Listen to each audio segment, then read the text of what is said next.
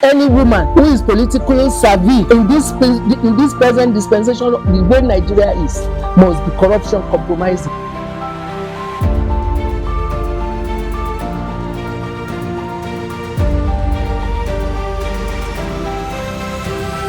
The Nigerian coup came to me, at least some of us in the south here, as a surprise. When it came up and we saw the way the people reacted and welcomed the coup, that is when we realized that, so they were not really happy under Bazoum. There is no nation that will see, that will be happy with a president that has been toppled. That we welcome the soldiers, knowing the hardship, the hard stance of soldiers in dealing with civilians, the way those people welcomed the soldiers. So we knew that something must really be going on in that country, only for us to realize that actually they were being exploited over the ages by the former colonial masters. ECOWAS came together in order to have common interests and stability in the region. And they should have their ears as to what is actually going on in member states. Africa is a land flowing with milk and honey. There should be no hunger or poverty in Africa. But is that what it is? It is not. So if ECOWAS as set up is actually looking out for the well-being of the member nation, the citizens of the nations under them, there should be no coup. Threat of war should have been the last resort. It shouldn't have been the first thing they put on the table. What has been, that means that they've not been following what was going on in that country. If you want to insist on democracy, you must let the people have the fruits, the benefits of democracy. That way, the threat of your being overthrown will be minimal. I know not everybody will be happy about there will always be opposition. But if you are delivering the goods of democracy, that opposition will have no place. I'm not an advocate of war. I've been a victim of coup.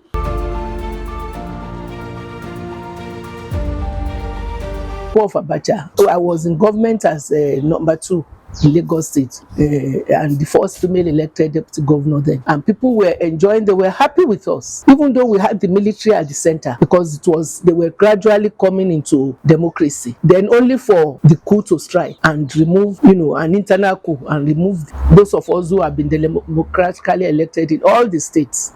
It was only the central at that time that was still military, but all the states were democratically elected.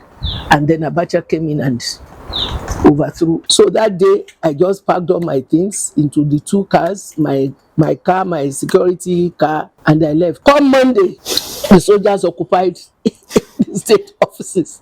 The commissioner, it was not funny.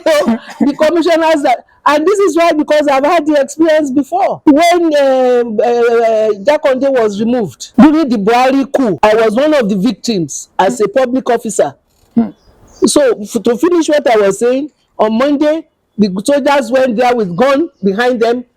Is that your own? That's not your own. Don't pick this. Don't pick that.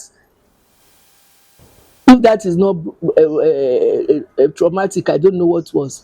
But I did not suffer it because I've already packed my things. Because I had the previous experience with the Buhari coup. I was your loyal officer. I was working with Governor Jakonde. I was one of his right-hand public officers.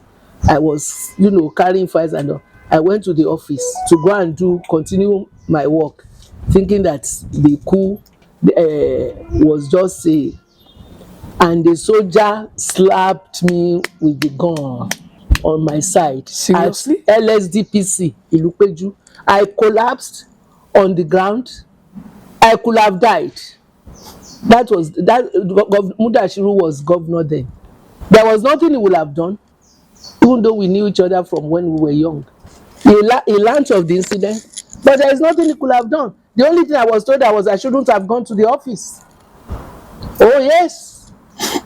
So will I now wait when they say they have taken to get another, You don't want coup. You don't want. I don't want soldiers to come up.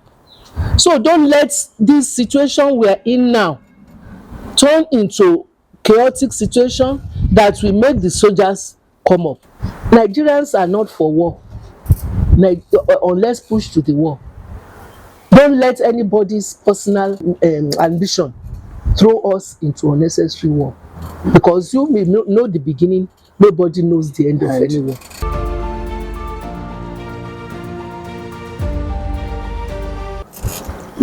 Is not at the level that it should be, because politics have been monetized. Most women who do not want to be corrupted have decided not to go into politics. Many women who have the ability to be leaders, to perform, to make this nation better as women are on the top, many of them have refused to go into politics so as not to be corrupted, because they are not corrupt. I'm not saying women who have come up to be to vie for political offices are corrupt, but if you examine most of what they had to go through, corruption is already into their system.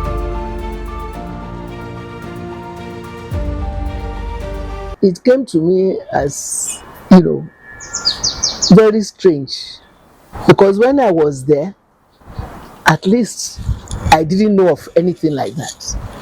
I didn't say it might not have been going on, no, but I didn't know. But there were some things that were not clear to me.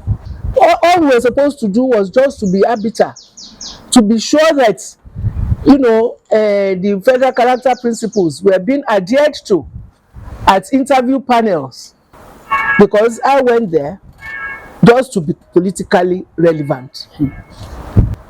But as soon as my tenure was over, I was put up again for a second term. I refused. Said I was not too much into what is actually making the place so attractive to people to be there. I have a life in Lagos. And besides, at that time, a colleague, I made mention of something that I said, I'm not going to be part of that too, if it happens. And that colleague told me that, look, if you reject that, your life will not be safe. And I wonder, why would my life not be safe? If I say, if you put any money into my account that I'm not aware of the real source or why I should be paid that money, I'm going to return it. He's one of those who liked me a lot. I just said, after the deliberations, he just called me aside and said, you cannot reject. If you reject, you'll be seen as an enemy of your colleagues, because they really need this kind of money. And that has to do with budgetary provisions. Like if money is not used, maybe they will share it or something like that. So I know that there are some seeming, underground currents of some unseemly things that were happening. So when my tenure was over, I quietly said no return.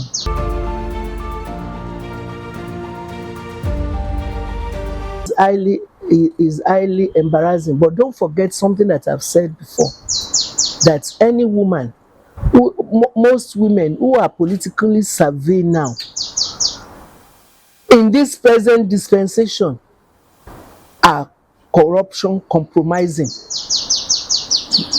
You have to be corruption compromising before you can be relevant in the present scheme of things. Don't let us prejudge. Somebody has made the allegations. She held the copy of the Quran. I just pray that she was not lying with that copy of Quran, because if she was, she has already damaged herself. Then this young man came to say, I was passing money to you that you were aware of, that we were selling.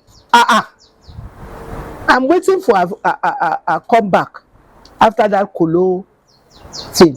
Any woman who is politically savvy in this present dispensation, the way Nigeria is, must be corruption compromising. Because, around you, on top, bottom, side, bad things are going on. And then you now stand clean. As my mother said when she told me to come out of politics, he said, you will not steal, you will not allow others to steal. What are you doing there? What is happening now is what my mother foresaw. And it was happening then too, but it was not clear to me, especially after Funsho Williams' death. With Funsho Williams' death, and we were thrown into detention unceremoniously, my mother now said, look, it's about time. God chose you, made you to be deputy governor. You didn't fight or, sort it. He wanted you to serve. And if it is possible, you continue. But with what is going on now, please come out. Don't think that federal character is a lone ranger. It's most likely happening in all the Nigerian institutions. What, if not the same type, something similar?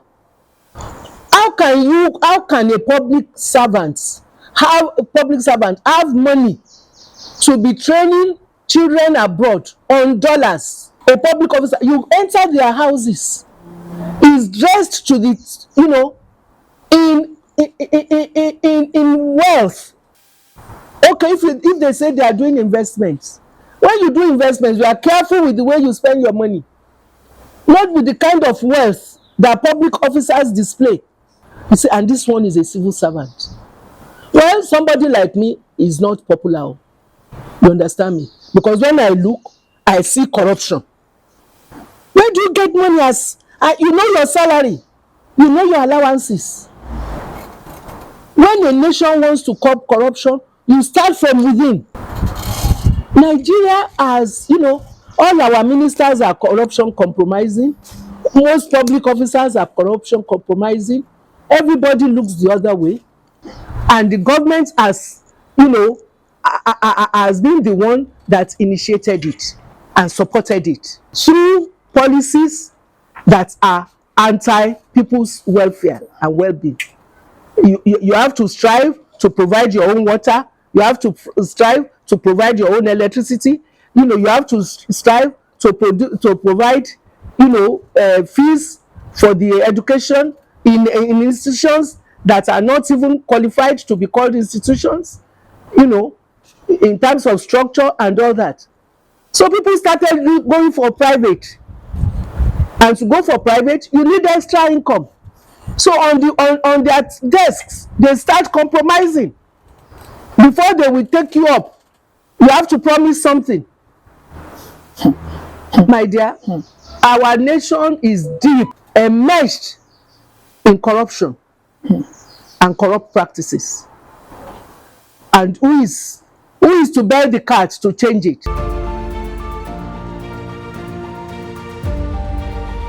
I believe it can change if we have policies that are executed to cater for most of the needs of the people. The policemen, you make sure you cater for them very well, and a citizen can ask them, why are you asking me for bribe? Are you not receiving so much in your something? As housing not be provided for you? Are your children not being taken care of? And we have the resources to do it. Don't let anybody tell me we don't have the resources. Most of the loopholes, most of what are being taken out subtly, covertly, are the things that should be used to provide for people's well-being. You have to provide your own transport. Health benefits are not there. If you are sick, you are on your own. When you go there, they will give you a prescription of the drugs to buy. Once we have the right leadership and the willingness of the people to change, as it is now, Nigerians are supporting corruption because they want to survive. If you tell them this thing is not, they say, if I don't do it, somebody else will do it. Okay? So for me to survive, I have to do it. And the people who are doing the bad things are killer. They have killer instincts. People who don't follow them can easily assassinated. National orientation agencies are supposed to be manned by people by policies that can go around the country and educate the people on how to not be corrupt. Even as bad as the government policies are, there are ways in which you can operate without being corrupt.